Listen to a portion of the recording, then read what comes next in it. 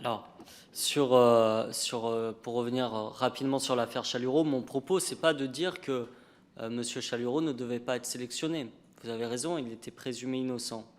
Mais à partir du moment où vous avez dit c'est un microcosme le rugby, et moi l'affaire je l'ai apprise par des gens qui sont amateurs plus que moi de rugby et qui m'ont alerté dessus comme ils ont alerté d'autres gens à la veille de la Coupe du Monde.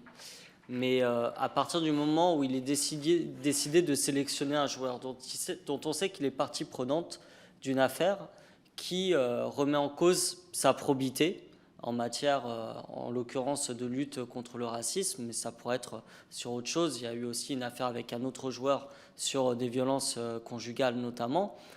Il me semble normal qu'à mon sens, la fédération en question fasse une communication, ne serait-ce que peut-être parce que le joueur a changé ou s'est investi ou a des choses à dire sur le sujet. Or, en novembre dernier, ça n'a pas été le cas. Ensuite, sur ce que vous dites par rapport à toutes les actions que vous avez faites, certainement y en a-t-il eu de manière conséquente, mais visiblement pas assez. Parce qu'on a encore, il y a eu le fait du match entre Vernet, notamment des Pyrénées-Orientales, avec une bagarre générale, avec des insultes racistes qui ont été proférées à l'encontre des joueurs de Vernet. Et récemment, on a auditionné aussi Monsieur Baki Meïté, qui lui-même a été en tant qu'entraîneur victime d'insultes racistes de la part de son entraîneur adjoint et qui a eu quasiment aucune écoute de la part de la Fédération française de rugby. Donc il y a quand même un problème qui est récurrent, qui est latent, qui demeure. Et vous, est-ce que vous avez des pistes à ce stade pour faire en sorte que ça cesse? Parce que ça remet en question aussi le fait de pouvoir jouer de manière apaisée et sereine au rugby, quelle que soit son origine sociale, raciale, etc. Vous avez raison, mais le risque zéro n'existe pas. C'est pas parce que vous mettez des choses en place que de suite, nous ne serons plus confrontés à des problèmes de racisme. C'est comme la lutte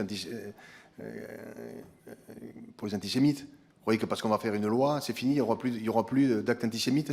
Malheureusement, le risque zéro, il n'existe pas. Ce qu'il faut, c'est en combattre un maximum. Mettre des outils qui font qu'il y en aura de moins en moins. Mais malheureusement, je le répète, le risque zéro, il n'existe pas. Et vous me dites ça, il y en a sur les terrains. Mais oui, mais on a mis des choses en place sur les terrains. Donc il faut les appliquer. C'est aussi simple que ça. Mais malheureusement, je ne vous dis pas, ne vous inquiétez plus, ne vous inquiétez pas, il n'y aura plus d'actes de racisme sur les terrains de rugby. C'est pas possible. C'est pas vrai, malheureusement. Hein, la société est tellement faite qu'il y a toujours des individus qui se comportent mal. Et il faut faire en sorte de les exclure. D'abord de les